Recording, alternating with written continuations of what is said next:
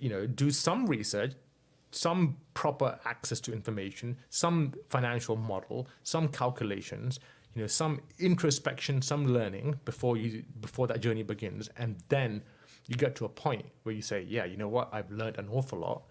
Now I know how to make this thing succeed. But the hardest part is having that leap of faith. And that's such a stupid thing for a person with a PhD to talk about, because you're always thinking about academic rigor and intellect and, having it all figured out before you get started. Right. No, this is a leap of faith. This is a leap of faith.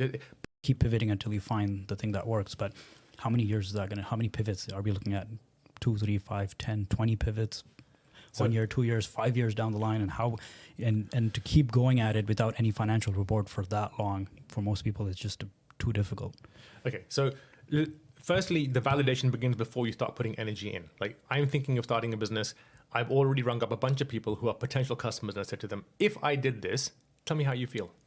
So I'm already getting feedback, okay? So even before putting any time and energy in. But when it comes to, it will take some time to get to that point, like 3 months, how many pivots do you need? Could it be a year?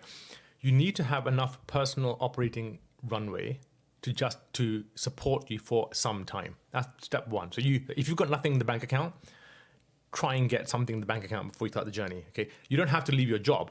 You can do it part-time. There's a reason why so many businesses have started off in a garage, okay? So you can start on that basis. And the second thing is that you can come to a point in 6 months or 3 months, where having done a bunch of things and having learned a bunch of things and having put some real energy, you can then say to yourself, I now know what this business is about.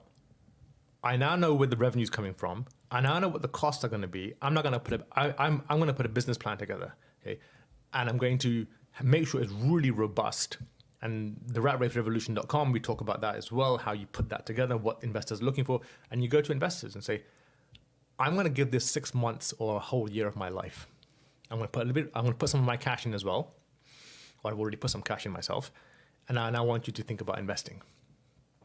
That's why I think raising money for your businesses isn't as hard as people think it is.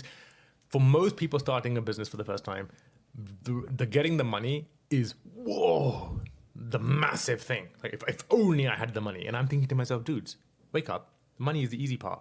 I have not yet met an entrepreneur who succeeded, who turned around to me and said, yeah, you know what? The initial money was quite difficult. Because even if they don't have money themselves, typically they have a business idea which has had some track record, 3 months, 6 months, 9 months, okay? And real commitment to that. And investors look at that and say, yeah, you know what? If this guy's committed, I'm committed. So the number one thing I look for when I invest in a business, more than anything else, is evidence of commitment. I'm not saying it's easy to get that evidence, but I'm not particularly interested in the business as such. Yeah, I am slightly,